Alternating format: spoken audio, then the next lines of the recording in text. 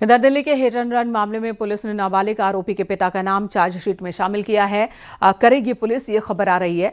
News 18 ने नाबालिग आरोपी के पिता नरेंद्र सिंह से बातचीत की। नरेंद्र सिंह का कहना है कि उनकी इजाजत के बिना ही उनका बेटा गाड़ी लेकर गया था और पीड़ित परिवार के प्रति उनकी पूरी संवेदना है। लेकिन अब खबर आ रही है कि पिता के खिलाफ भी केस दर्ज होगा।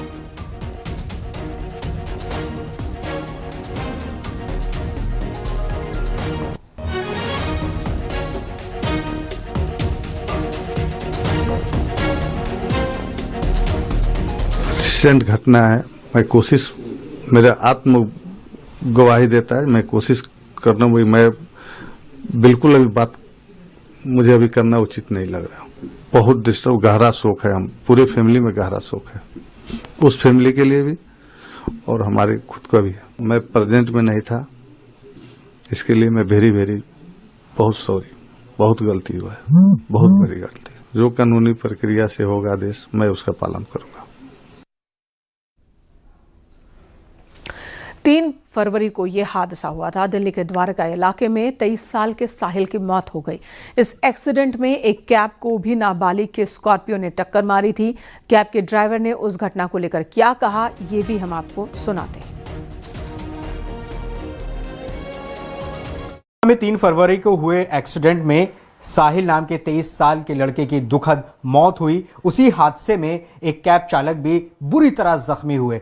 उनका नाम है अजीत। इस वक्त हम उन्हीं के घर पर मौजूद हैं, जो जख्मी हालात में अपने घर पर फिलहाल हैं। इनसे समझते हैं कि क्या उस वक्त हुआ था, और ये उस वक्त चश्मदीद भी थे क्योंकि ये गाड़ी में मौजूद थे, खाना खा रहे थे, जैसा जानकारी सामने आ रही है। अजीत जी से खुद समझते हैं कि उस वक्त आखिर क्या हुआ था। अजीत जी, सबसे पहले आप अपने बताएं कि आप ठीक हैं अभी? आपको चोट लगी है? कहाँ कहाँ चोट लगी? अभी कैसी तबीयत है आपकी?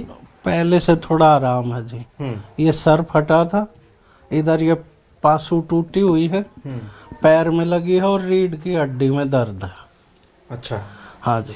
अच्छा, आप बताइए क्या हुआ था 3 तारीख को वहाँ पर, किस तरह से एक्सीडेंट हुआ? मैं साइड में खड़ा था, तो जैसे मैंने आवाज सी सुनी जैसे कोई चीज घिसट के आती, तो मैंने साइड शीशे में देखा तो एक स्कॉर्पियो, उसके नीचे बाइक फंसी हुई।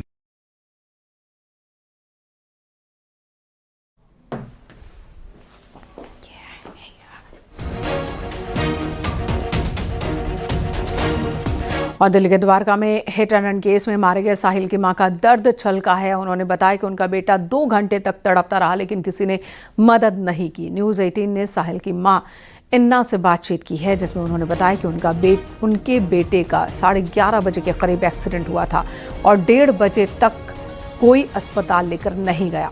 इतना ही नहीं, साहिल की मां इन्ना ने इस मामले में नाबालिग को बेल मिल जाने पर भी सवाल खड़े किए हैं और नाबालिग के पिता को सामने लाने की मांग की है।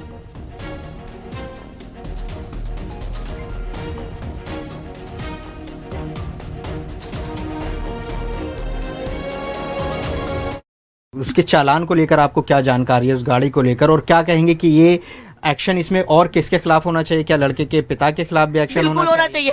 अगर वो ट्रांसपोर्टर है तो उसको ट्रैफिक रूल्स नहीं पता क्या? अगर वो ट्रांसपोर्टर है तो उसको क्या लगता है कि पैसे के दम पे अगर वो अपना धंधा चला रहा है तो वो सिस्टम को मोल्ड कर लेगा? वो हमेशा सिस्टम को मोल्ड कर लेगा। किसी की बच्चे की जान के लिए भी, बिजनेस के लिए वो जो मर्जी करता हो, उसको ये ओवर कॉन्फिडेंस में है वो कि आज तक वो जो करता आ रहा है वो आगे भी चलता रहेगा उसका। नाबालिगों को लेकर लगातार ये बहस चलती रही है देश में कि उसकी उम्र बताया जा रहा है 17 साल है, अब उसको जमानत भी मिल गई है, आपको इंसाफ नहीं मिला ऐसा आप कह रहे हैं। तो इसमें क्या आप मांग कर रहे हैं कि क्या नियमों में बदलाव होना चाहिए? क्या इस पर एक बहस होनी चाहिए कि इस तरह के जो मामले आते हैं, चाहे वो रील बनाने को लेकर इस तरह के एक्सीडेंट्स सामने आ रहे हैं, इसको लेकर क्या होना चाहिए? मैम, सिस्टम में चेंज डेफिनेटली होना चाहिए, इसमें कोई सवाल करने की जरूरत ही नहीं है। सबको पता है, जिनके बच्चे जा रहे हैं उनसे पूछो जाके। और भी तो मरे ना लैम्बोर्गिनी से, अभी और एक और लग्जरी गाड़ी से मारे ना, किससे मारे अभी 6-7 बच्चे। हाँ, तो क्यों ये सवाल पूछने की जरूरत ही नहीं है। सिस्टम को खुद पता है कि उनका सिस्टम कैसा है, लॉ एंड ऑर्डर यहाँ पे कैसा है, सबको पता है। लोगों को डर नहीं है। दुबई जैसी कंट्री में हाथ काट देते हैं, ऑन द स्पॉट सजा होती है, क्यों यहां क्यों नहीं है? ये डर क्यों नहीं दिया गया लोगों को? मैंने आपको इंडिकेट कर दिया, मैं बार बार इस चीज को रिपीट नहीं कर सकती हूँ। मैं इस बारे में ज्यादा नहीं बोलना चाहती। बजाय मेरे ऊपर ध्यान देने के उसको सजा दिलाई जाए, उसको सजा मिलनी चाहिए। सोसाइटी में उनको रहने नहीं देना चाहिए। ऐसे क्रिमिनल्स को हटाओ यहाँ से। द्वारका वालों के बच्चे खतरे में है। ऐसा राक्षस यहाँ रह रहा है अभी भी, हटाओ उसको। सोसाइटी में कैसे रह रहे हैं, कैसे लोग रहने दे रहे हैं उसको।